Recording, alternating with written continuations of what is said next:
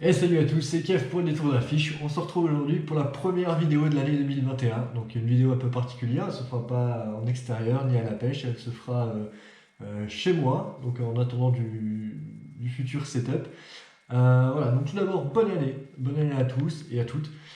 Meilleurs vœux, j'espère que cette année 2021 sera meilleure que l'année 2020, mais j'ai pas trop de doute là-dessus, ça va bien se passer. On se retrouve aujourd'hui pour une vidéo qui m'a été demandée beaucoup de fois. J'ai fait un sondage pour ceux qui me suivent sur Instagram sur le matériel utilisé en 2020. Donc pour vous donner un peu une idée du matériel à acheter ou pas en 2021, ou ce qui pourrait vous correspondre ou pas. Donc cette vidéo elle va s'articuler en trois parties. La première partie, ça va être tout ce qui est vêtements, transport. La deuxième partie, ça sera sur le setup 1 et setup 2. Donc mon setup 1, vous voyez à peu près dans toutes les vidéos, qui est du light, et le setup 2 qui est un peu plus vers du medium, qui est mon setup voyage, donc quand je pars en voyage en dehors de la France. Et pour une troisième partie, on se retrouvera là pour tout ce qui est l'heure. Donc en première partie, bon, pour tous ceux qui me suivent, vous savez que je suis un pêcheur qui ne va pas rester au bord de l'eau comme ça à attendre. Donc tout ce qui est pêche au cou et tout ça, c'est pas trop mon truc. Moi, je suis un pêcheur qui aime bien bouger, qui aime bien visiter les forêts, les petites rivières et tout ça, tout ça. Donc pour ça, il me faut quelque chose d'assez mobile.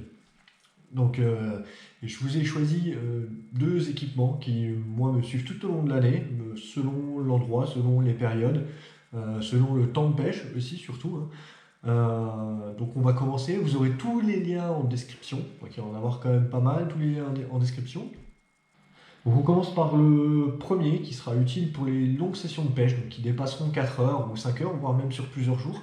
Pour les personnes qui ne veulent pas s'embarrasser d'un sac à dos ou quelque chose en plus du sac à dos et qui permet d'être accessible sans défaire toutes les 5 minutes, tout ce qui est lanière et toutes ces choses-là. Donc je vous présente pour moi qui m'a suivi dans pas mal d'aventures, même en dehors de la France. Donc c'est le Chest and Backpack de chez Silverstone, acheté chez Pacific Pêche pour pas le nommer. Donc voilà, donc vous avez une poche ventrale, deux poches ventrales, pardon. Deux poches ventrales hein, donc qui sont assez grandes. À la base, c'est une gamme de produits qui est fait pour la pêche à la truite. Mais je trouve que franchement, pour même la pêche du carnassis, ça passe bien, quoi. Donc deux belles poches avec des sous-poches à l'intérieur, vous pouvez le voir. Donc, qui sont grandes, hein, regardez, hein, ça c'est une grande boîte de leurre, on y reviendra après, qui rentre vraiment sans forcer et sans problème dedans. Donc on peut beaucoup en porter. Donc on a ici différentes attaches anneaux sur le côté, rapides. Donc ici vous voyez là, hop. On peut mettre des mousquetons hein, pour les pinces, pour les ciseaux, pour toutes ces choses-là, pour les choses rapides, la télécommande de GoPro si vous en avez une. Pas mal de choses, des crochets à l'intérieur. Pareil, si vous voulez mettre une pince à l'intérieur, pas qu'elle se décrochette. C'est vraiment sympa. C'est réglable devant, derrière, avec ce type de lanière. Vous voyez, hein, c'est extrêmement facile de réglage. Je vais le mettre après. On va faire des tests quand même pour voir sur le mec. Et du coup, une grande dorsale, une grande poche dorsale. Et là, on porte dorsale, donc regardez, hein, mon avant-bras, je vais mettre là maintenant. Encore une fois, vous pouvez mettre des bouteilles d'eau, des boîtes de leurre. J'ai même réussi avec un sac de couchage, c'est pour vous dire que c'est quand même assez profond, assez gros. Elle est composée d'un petit filet derrière en surplus, si vous voulez mettre une bouteille d'eau ou quelque chose qui s'attrape rapidement. Le tout serré par un élastique, un petit lacet, un petit élastique, hein, vous voyez là.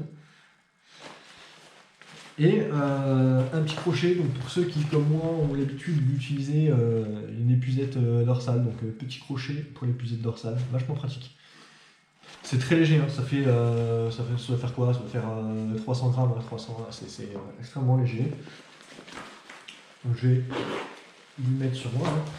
Moi je prends l'habitude de déclipser un côté, donc un petit côté comme vous voyez, celui-ci là. Et regardez, hop, on va enfiler sur le côté, clipser, et ici vous venez régler avec les bretelles, et le tour est joué. Donc vous avez quand même quelque chose de très pratique. Ça donne ceci, hein. Très pratique, très léger. Et même enlevé, on est quand même sûr. C'est bon matériel, c'est résistant. Hein. Je l'en ai à peu près dans tous mes voyages où j'ai pu pêcher. C'est extrêmement résistant. Ça a pris l'eau de mer, ça a pris pas mal de choses. Donc si vous avez un chest pack à choisir, franchement, le chest and backpack de chez Silverstone. Le deuxième moyen de transport de matériel que j'utilise pour vraiment les pêches rapides, qui n'excèdent pas 3 heures vraiment, où je sais que je vais aller dans des endroits qui sont un peu difficiles d'accès, choses comme ça. J'utilise une ceinture, donc je vous mettrai les photos là juste après, à quoi ça ressemble. Donc j'utilise une ceinture de chez Serre. Donc là elle est en configuration d'utilisation, on la déballera après. Donc là c'est une ceinture voilà, de chez Serre, donc c'est la Instinct Health Belt de chez Serre. Donc pour ceux qui ne connaissent pas Serre, c'est les créateurs de la marque Sakura. Donc beaucoup connaissent Sakura, mais Serre. Donc c'est quand même un gage de qualité. Donc c'est une ceinture qui se présente comme ceci. Donc moi j'en ai amené, voilà. Donc qui se présente par un clip central. Très facile d'accès, très résistant, franchement pas de souci là-dessus. Accompagné de 4 poches, donc vous avez les versions 4, 5 et 6 poches il me semble, donc ça c'est la version 4 poches. La version 4 poches, c'est deux poches qui sont somme toute grandes. Encore une fois, quand vous regardez les tailles, vous avez des poches à l'intérieur et des poches à l'extérieur, donc 4 poches. Je vous montrerai la disposition du matériel, ou je peux même vous la montrer maintenant d'ailleurs. Donc cette poche qui sera directement sur ma droite. Donc il y a une toute petite poche qui est destinée à ma pince. Donc petite pince, qui est reliée celle-ci par un petit mousqueton. Voilà. Et c'est relié ici à un mousqueton de la ceinture, une attache rapide de la ceinture. Je ne sais pas si vous voyez. Voilà. Donc très pratique. Hop, on vient ranger ici. Et ça ne bouge pas. Ensuite, j'ai ma deuxième poche qui est sur la droite, qui elle me sert à tout ce qui est tête plombée, fluoro. Donc tête plombée, on reviendra après sur les modèles, hein, fluoro, coupe-fil, extrêmement pratique ça, un coupe-fil de chez Fun Fishing. Et agrafe en tout genre, donc tout ce qui va être pour les balayes, on va dire. La deuxième poche qui se trouve être la poche principale arrière, là, donc la plus grande poche de chez Serre, qui me sert de boîte de rangement, de poche de rangement pour ma boîte de leurre. Donc vous voyez, hein, c'est quand même une belle boîte de leurre, donc assez conséquente, de chez Caperlan, qui rentre sans encombre dedans, hop, qui se ferme tout seul. Donc vraiment, vous pouvez emporter quand même pas mal de matériel avec ce genre de produit. Ensuite, vous avez la poche qui se retrouvera un peu plus sur le côté, donc mon côté gauche, qui est ma poche avec ma batterie externe pour la GoPro. Donc batterie externe pour la GoPro, je pourrais vous donner le modèle si vous voulez. Fonctionne très très bien, batterie externe avec, vous voyez le fil qui dépasse. Et l'autre poche qui est à côté. Donc la fermeture de la poche me sert à mettre mes gants. J'ai du mal avec les pinces pour les poissons. J'aime bien mettre un gant parce que des fois avec le brochet ou même le sciure ça râpe un peu les doigts. Donc j'ai toujours des gants et parfois où je vais pêcher il y a des ronces, des barbelés, des choses comme ça. Donc toujours avoir une paire de gants. Donc je n'avais pas prévu de faire de vidéo là-dessus spécialement, enfin dans cette vidéo de place pour les gants, mais pour ceux qui veulent la référence, c'est les Mechanics, c'est les MT600 de chez Mechanics. Franchement, anti-coupure et tout, c'est vraiment génial. Et du coup, la dernière poche qui, moi, me sert à avoir un petit double de ma carte de pêche, qui me sert à avoir un mousqueton en double, qui me sert à avoir une petite batterie, même si je suis en batterie externe pour la GoPro, qui me sert à avoir les clés de voiture, voilà, tous ces genres de choses, petite fourre-tout. Et à côté, donc pareil, j'avais pas prévu de faire des séquences spéciales pour ça. J'ai toujours un couteau, parce qu'un couteau c'est utile pour tout. Donc ça c'est un couteau de bushcraft que vous retrouvez chez Decathlon, qui s'appelle le Mora 2000. Voilà, qui s'appelle le Mora 2000. En plastique très dur, en lamuni. Voilà, j'ai toujours ce petit couteau, il sert vraiment pas mal. Dédicace à Seb.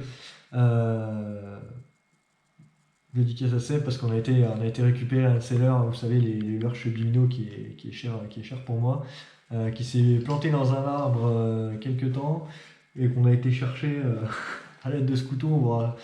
On racontera ça plus tard. Donc voilà comment se profile ma ceinture. Je vais la mettre sur l'homme pour que vous voyez à peu près comment ça s'enfile. Donc voilà, vous venez serrer et vous avez une ceinture avec tout ce qui est dessus. Alors sur cette ceinture, bien sûr, je ne vous l'ai pas montré. Sur cette ceinture, entre les deux, ici, j'ai mis un petit aimant. Et sur cet aimant, je viens plaquer l'épuisette. Ce qui permet de marcher avec l'épuisette. C'est franchement sympa. Il y a un mouvement de main, ça se décroche, c'est génial. Donc, hop. Donc la ceinture de chez Serre, la Instinct Health Belt, modèle 4 poches. Franchement, génial. N'hésitez pas. Vraiment un bon produit. C'est du nylon doublé PVC, donc vraiment résistant.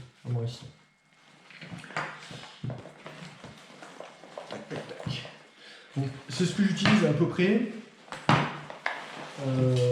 comme équipement, on va dire comme transport ou comme vêtements, c'est ce que j'utilise à peu près. J'utilise après diverses kawaii, pantalons, waders. D'ailleurs, j'ai les derniers waders, c'est des Fox Lightweight Camo de chez Fox, qui sont très bien. Ils sont vraiment fins si vous voulez, pêcher en été, mais en hiver, évitez. Je vous mettrai pareil le lien avec une petite photo pour vous montrer à quoi ça ressemble, parce que là ils sont en train de sécher. Je les ai utilisés il n'y a pas longtemps. Donc diverses kawaii et diverses pantalons et chaussures, notamment si j'ai une paire de chaussures à conseiller, je vous la mettrai aussi parce que j'avais pas prévu vraiment qu'on en parle, de la Zephyr GTX de chez Loa, qui est une membrane Gore-Tex. Pour ceux qui ne savent pas, le Gore-Tex c'est une membrane imperméable. Vraiment génial, résistante au possible, un peu cher il est vrai, mais comme tout matériel de qualité, il faut mettre le prix. Donc voilà, j'espère que cette première partie déjà vous aura aidé sur un choix de transport ou un choix d'équipement, on va dire, léger pour partir. Alors je peux vous présenter aussi dans la même gamme, parce que je peux vous montrer sur la ceinture, je peux vous présenter aussi ce que j'utilise comme épuisette. Alors comme épuisette, j'utilise une tête d'épuisette de chez Fun Fishing. Donc ça c'est la version XL, il y a une version L et une version XL.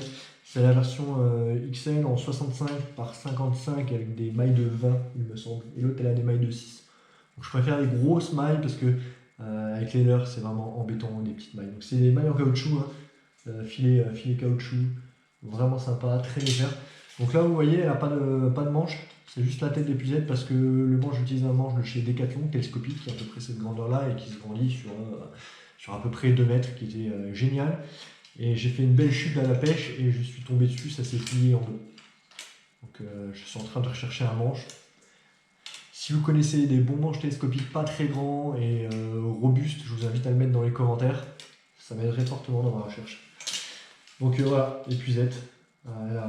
Elle a vécu extrêmement résistant, les ronces, les choses comme ça prend coup, ça déchire pas. C'est vraiment du très bon matériel. Donc la version XL de chez Fun Fishing, en fait, tête d'épuisette. Voilà, c'est à peu près tout pour l'équipement annexe. Donc là, on va passer sur la deuxième partie, les setups. Ok, bienvenue dans cette deuxième partie. Donc là on va voir ce qui est setup. Donc j'en ai deux. Mon setup, on va dire France eau douce, et un setup plus voyage typé mer ou typé gros poisson, on va dire, à l'étranger. Donc mon premier setup, si vous me suivez, hein, vous en doutez sûrement, c'est la fameuse Mitchell. Donc elle est ici. Donc c'est une Mitchell Trax Air. Donc c'est vraiment une super canne à pêche, hein. Une Mitchell Trax Air, tout en carbone. C'est le modèle 1m90, 1m90 en 7,28 grammes. Donc ça fait 130 grammes, hein. Au niveau du poids, c'est très léger, ça fait 130 grammes. Vous voyez, c'est avec deux doigts, ça bouge pas quoi. 130 grammes, c'est en deux brins d'1 mètre. Franchement, extrêmement résistant. J'ai pris des brochets, le dernier que j'ai fait, c'était 92, ça bronche pas, hein, ça plie énormément, mais ça ne bronche pas. Je suis très satisfait.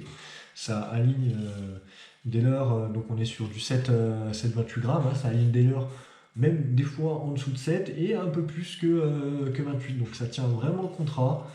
C'est pas si cher que ça, c'est du milieu de gamme. Vous rentrez de gamme si vous avez l'habitude de prendre des cannes très chères qui dépassent les plusieurs centaines d'euros. En tout cas, canne très robuste, hein, parce qu'elle passe partout. Pareil, hein, elle a pris les ronces, elle a pris l'eau, elle a tout pris, ça passe partout, c'est génial. On a le bloc mouliné, donc c'est une cadence spinning, hein, le bloc mouliné qui est en carbone. Top, franchement top. Donc sur ce premier setup, moi je l'ai équipé parce que je voulais quelque chose de très léger, quelque chose de pas encombrant du tout, que je puisse porter pendant pas mal de temps. Je l'ai équipé sur les conseils d'un vendeur chez Naturama d'ailleurs. Bonjour Naturama Agno. Naturama Agno qui ont vraiment des spécialistes dans leur rayon de pêche et c'est impressionnant d'avoir des gens pareils. Donc je me suis équipé sur un Sedona 1000 FE. Donc, qui est un moulinet à la base pour la truite ou pour le petit carnassier. Je vous prie de croire qu'il fait des merveilles. Les brochets que vous voyez sur la plupart de mes vidéos, les gros chevennes dépassant bien souvent les 50, les aspes aussi dépassant bien souvent les 50 sont pris avec ce setup. Donc sont pris avec vraiment un 1000 quoi, c'est de la 1000. Pour vous donner une idée, donc il a 3 roulements en inox, un à billes, tout est en aluminium, donc c'est super léger, tout en aluminium.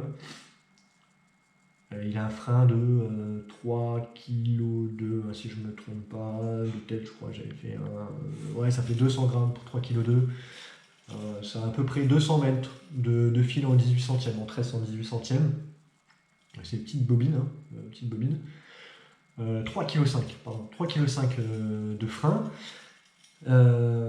Et du coup, pour le setup là complet, pesé, ça fait entre 430 et 450 grammes avec le fil compris, quoi. Filière compris. Hein. Entre 430 et 450 grammes. Vous voyez, regardez, hein, je le tiens à deux mains, c'est vraiment très fin, très léger, donc c'est à 1m90. Quelque chose de court mais de puissant. Pour ce petit setup, donc le premier, bien souvent je l'équipe en 13, donc de la Daiwa, de la 8 brins, en 13 centièmes. Donc là vous avez de la Daiwa en 8 brins en 13 centièmes. Jamais eu de souci avec. Pas d'emmêlage intempestif. Si vous mouillez bien sûr votre bobine quand vous remplacez, quand vous la montez sur votre bobine moulinée, quand vous mouillez bien votre tresse, il n'y a vraiment pas de problème. En termes d'usure, je crois j'ai changé 2 fois en une saison de pêche. Donc c'est vraiment pas usant du tout, c'est très fiable, très solide. Donc je prends uniquement chez Daiwa en 13 centièmes, en 8 brins, pour ce setup là. En fluoro, donc comme c'est une canne qui va de 7 à 28 grammes, donc de petits poissons à moyens poissons, en fluorocarbone, j'utilise soit du 21 ou soit du 44 centièmes, suivant les leurs. Donc toujours de chez YGK, le G-Soul DFC 100%. G-Soul DFC 100%. Je vous mettrai pareil une petite image. Pareil, je crois que j'ai été coupé une ou deux fois en 44, pas beaucoup. L'abrasion sur les pierres et tout ça, c'est juste génial. C'est très résistant, ça prend pas beaucoup la forme comparé à ce qu'on peut lire ou entendre quand vous le mettez un certain temps dans une certaine position, ça prend la forme. J'ai pas eu ce souci-là depuis le temps que je pêche avec ça, pas du tout quoi. Pas du tout, pas du tout. Je pense que comme j'ai les notes, j'ai pas toute tête. Et du coup, pour accompagner ce setup, j'utilise généralement des agrafes de chez Fish. Des agrafes de chez Fish, donc les Perfect Link en light. Donc il me semble que c'est du 5 grammes. Du 5 grammes. Du 5 grammes, du 5 kg, pardon. Du 5 kg en light. Et je peux vous dire que ça fait allègrement le travail. Quand je passe par contre sur une pêche où je vais aller plus sur du carnassier, du gros carnassier, je passe sur les médiums qui elles sont par contre à 16 kg, donc ils sont un peu costauds. Ou je passe sur de la graffe traditionnelle, donc j'ai pas de marque spécifique parce que j'ai pas de marque préférentielle. Non. Tout ce que je vous cite en termes de marque, encore une fois, il n'y a pas de partenaire commercial et c'est ce que moi je recommande parce que je l'utilise et je n'ai pas de soucis avec. Ou quand j'ai des soucis, je le dis. Mais pour l'instant, pas de soucis. Donc voilà pour le premier setup. Donc je rappelle la Mitchell Trax R en 1,90 m, 7,28 grammes. Vraiment génial. Et le Sedona 1000 FE, donc qui est quand même à 63 cm par coup de manivelle pris en fil. Donc c'est quand même, il a quand même un gros ratio pour un petit moulinet. Il faut dire que même dans les torrents, dans les Vosges ou dans les Alpes, il n'a pas bougé. Il n'a pas bougé. Je suis extrêmement content de ce genre de produit. Donc on se retrouve pour ce deuxième setup, donc le setup dit voyage que j'utilise principalement en dehors de France ou quand je vais pêcher du gros poisson et je sais que malgré le travail que fait la 7,28 grammes à la Trax, il me faut quelque chose d'un peu plus costaud. Donc pour ça, j'ai la Daiwa, donc c'est la Daiwa Procaster Game 2 en 2,7 mètres, donc en 2,70 m, en 4 sections de 73 cm. Vous voyez, hein, c'est... Je ne sais pas si voilà, on va l'avoir dans le champ. Donc c'est 4 sections de 73 cm. Je peux le sortir. C'est pas du tout encombrant, c'est encore une fois très léger. Je suis très satisfait comme produit. Hop, je sors ça.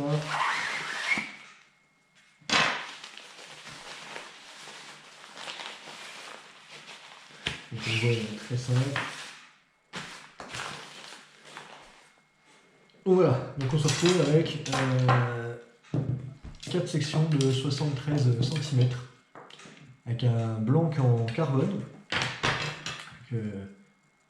L'action reste quand même assez fast, blanc, qui permet de voir les touches. Ça c'est génial en mer. Donc c'est une canne qui est faite pour la mer hein, à la base. Mais en termes de voyage, je trouve que c'est génial. Ça pèse 240 grammes. Donc c'est une 20-80 grammes de 2,70 m de chez Daiwa, donc la Procaster Game 2. Génial. Franchement, je suis tombé sur des poissons de très très gros calibre avec, sans broncher, et m'a permis de faire des belles percheries en Nouvelle-Calédonie, dans des endroits encombrés où il fallait du matériel très solide. Ça, franchement, génial. Je vais passer vite fait sur cette voyage parce que principalement les gens qui me suivent pêchent en France, mais ça peut quand même vous donner une idée. Donc vous aurez les liens Procaster Game 2 de chez Daiwa. Et du coup, pour l'accompagner, ce Procaster Game 2, cette Procaster Game 2, pardon, je lui ai mis un ancêtre, et je vous assure que celui-là, il est vieux, mais qu'est-ce qui fonctionne et qu'est-ce qui est bon. C'est un Mitchell ABC R, donc ABC, AB7, c'est un 4000. C'est un 4000. 200 mètres de fil, 73 cm de récupération. Enfin, voilà.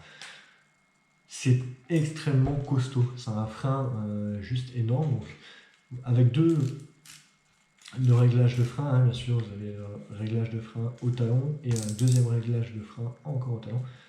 Vous avez deux réglages de frein qui sont d'une précision et d'une robustesse qui est assez exceptionnelle. Pareil, il y a une partie qui est faite en aluminium et une partie qui est faite en ABS. Donc c'est étonnamment léger pour un 4000, hein, vous voyez, c'est vraiment léger et petit, c'est pas encombrant. Donc si j'ai un moulinier en 4000 à vous recommander, bien sûr qu'il y en a des plus récents, qu'il y en a des meilleurs, mais je vous assure que ce Mitchell ABOC R, il vaut plus grand chose maintenant et c'est vraiment de la bonne qualité. Pour l'accompagner, du coup, là je suis toujours en Daiwa, donc en J-Braid, en 8 brins, mais cette fois-ci je vais passer en 18 centièmes. Je vais passer en 18 centièmes, comme vous voyez là, avec du fluoro, donc du 44, voire du Badling Kevlar, voire du Badling acier. J'ai pas de marque préférentielle en fait dans cet acier ou dans le Kevlar. À vous de voir, j'ai essayé quelques fois, c'est vrai que c'est pas mal, mais je reste quand même sur du fluoro 44, voire 60, voire même 80. Je suis monté à 80, c'est vraiment après dur, mais je préfère quand même le fluoro à l'acier ou au Kevlar. Et pour ce qui est des agrafes, donc je prends les médiums de chez Fish, donc ils sont en 16 grammes, ou alors directement raccordés au fluoro, comme c'est du gros big bait.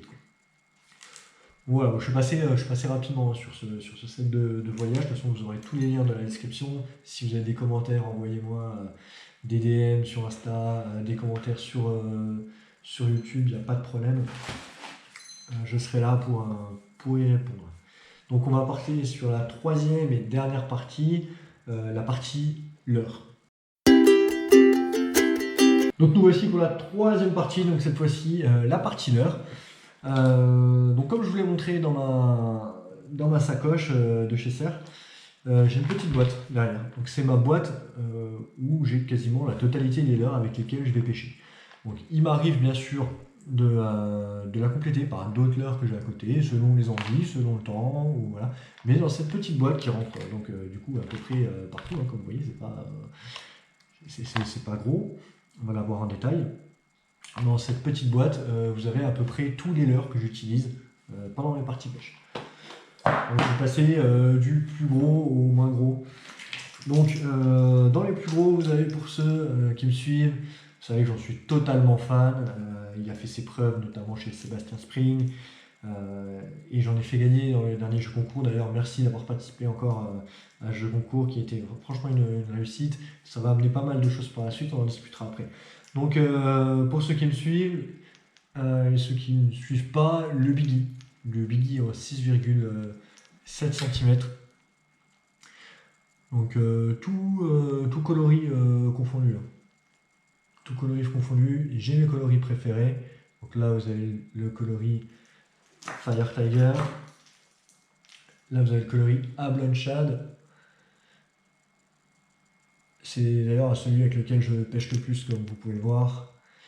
Il a tendance à se faire maltraiter. Alors extrêmement attirant. Et vous avez aussi dans la même gamme de Biggie, du coup, le coloris perche. Donc tous ceux-là sont en 6,7 cm. Ça fait vraiment une bonne base déjà de crank. J'adore le crank, c'est du crank bruiteur. Okay. C'est du crank bruiteur, ça brasse énormément d'eau, ça fait beaucoup de vibrations, c'est génial. Vous pouvez pêcher avec tout le long de l'année. Il n'y a pas de hiver, automne. Un truc qui est génial aussi, c'est que ça s'adapte à la profondeur de l'eau. C'est-à-dire que certes, c'est un leurre qui nage à une profondeur à peu près d'1 mètre. Mais si vous avez 20 ou 30 cm d'eau, en fait, selon la manière dont vous allez le ramener, vous allez pouvoir pêcher avec. Et ça, c'est génial. Vous pouvez utiliser par grand eau, en plaine, en lac, ou par petite rivière. C'est vraiment top. J'ai sa version, la nouvelle version. qui est sorti cette année, je crois, et derrière, je sais plus, donc qui est le petit frère, donc en coloris red. Donc vous voyez la taille, hein, je vais prendre deux pour différencier. Donc la version 6,7 et la version 5 200. Donc toujours des Biggie de chez River2Sea. Donc Biggie de chez River2Sea, Biggie Popa 6,7 de chez River2Sea. Génial comme gamme de l'or. Toujours chez River2Sea, je suis un aficionado de la marque, hein. J'ai deux marques vraiment que j'affectionne particulièrement, vous le verrez. Donc, alors le Whooper, j'ai le chat qui fait des siennes derrière et essaie de participer à la vidéo. Le Whooper Plopper en 90, donc vraiment génial, un très beau leurre. Donc le Whooper Plopper, ceux qui ne savent pas, hein, c'est des leurres taille, donc des leurres à queue qui tournent, qui émettent énormément de vibrations et un petit plop caractéristique. Qui a souvent tendance à agacer les poissons ou qui va venir provoquer l'attaque. Donc c'est génial pour la pêche de surface, de préférence en été ou en automne quand l'eau est bien claire. Génial pour la pêche de surface, ça provoque des attaques de fou. Et franchement, ça fonctionne. Contrairement à ce que beaucoup de gens pensent ou disent, le Whooper Plopper, ce n'est pas qu'un leurre qui s'utilise aux États-Unis sur Black Bass. Oui, je sais. Et ensuite, vous avez sa petite version. La petite version en noir, moucheté, qui est pareil, qui est sorti cette année, qui est une nouveauté. Ça marche terriblement bien sur les chevesnes, les perches, choses comme ça. Donc je peux vous montrer la différence de taille, hein. Donc il y en a un qui est plus dodu et l'autre plus allongé. Vraiment génial comme type de leurre. Hop, hop, hop. Ensuite, on va passer sur le crank que j'ai l'habitude d'utiliser. Donc des cranks plus ou moins gros, de marques différentes. Vous avez celui-ci, le petit crank de chez Sakura. Alors, vous dire son nom, vous aurez le lien en commentaire. C'est un nom un peu barbare. Petit crank flottant. Petit crank flottant, ça se pêche à 20-30 cm. C'est génial, ça fait des merveilles sur la perche, le chevenne, l'aspe. Ça fait des merveilles. Vous avez le même type de crank sur celui-ci qui est de chez Decathlon.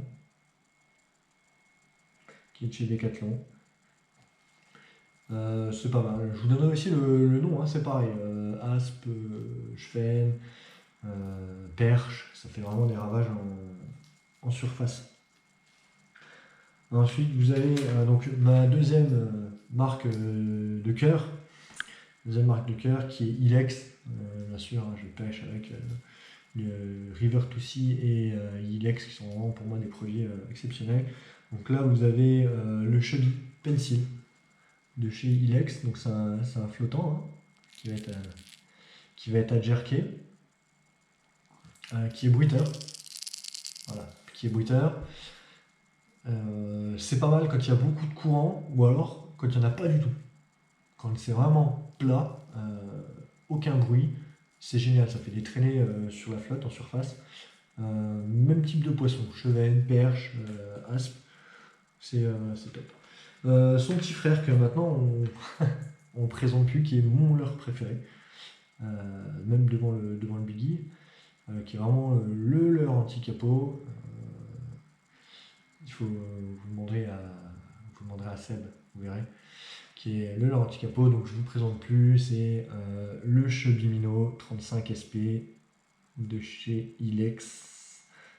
Voilà. Qui est tout simplement sublime, leurre suspending, donc qui va jusqu'à peu près 35 voire 50 cm de fond en contre-courant. Il a un rolling, donc le rolling, vous savez, c'est cette façon de bouger qui est super intéressant. Il est dodu, il a une couleur magique. Ces leurres sont finis, mais je suis impressionné. C'est une dureté au niveau du plastique et au niveau de la peinture qui est assez impressionnante. Donc là, je sais pas si vous le verrez, mais Celui-ci, il a quand même pas mal pris. La mise au point déconne un peu. Il est pas mal pris, il prend des poissons. Le seul défaut que je pourrais lui trouver, c'est que ça a l'air qui est un peu cher pour ce qu'il est. Mais il vous procure tellement de poissons. J'ai autant sorti un aspe de 70 avec ça qu'une petite perchette de 10 cm. C'est impressionnant le pouvoir attractif de ce leurre. Perso, moi je le recommande en coloris Ayou. Donc cette coloris Ayou. Il y a le coloris Ayou et le coloris Ablette. Mais Ablette, plus pendant l'été. Le Ayou, vous pouvez vraiment y aller toute l'année avec, même là, en plein mois de janvier, c'est vraiment génial. Donc deux coloris, donc ce coloris Ayou, et je l'ai également, donc là je lui ai enlevé les triples parce qu'il faut que je le réarme. Vous l'avez également en coloris perche, Fire Tiger, je ne sais plus vraiment la dénomination, qui est pareil, un petit bonbon pour les perches quand l'eau est un peu teintée. C'est tout bonnement génial, quoi. Ensuite, je pêche que très rarement leur souple. J'ai que 2 leur souple dans ma boîte. Que 2 leur souple, enfin 3 si on compte la taille. Le premier, ça va être le virgule standard. Il est vraiment voilà, en couleur un peu saumonée. Il est vraiment indispensable. Ça vous sort de toutes les pêches. Donc, si vous pouvez faire ça en drop shot, en walking the dog, vous pouvez faire ça vraiment dans toutes les pêches. Et quand les poissons sont un peu difficiles ou quand ils veulent quelque chose d'un peu plus naturel que le poisson nageur, c'est vraiment, vraiment génial. J'adore. J'en ai toujours un avec une TP dans ma boîte. Ensuite, j'ai des autres leurres. Donc là, ça va être la même gamme, mais de 2 tailles différentes. Donc c'est le Black Minnow de chez Fish. Donc ça, c'est la version 20 grammes. 20 grammes, il me semble, oui, c'est ça.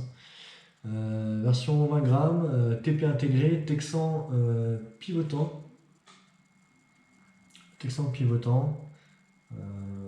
Très bien armé. Vraiment un leurre qui est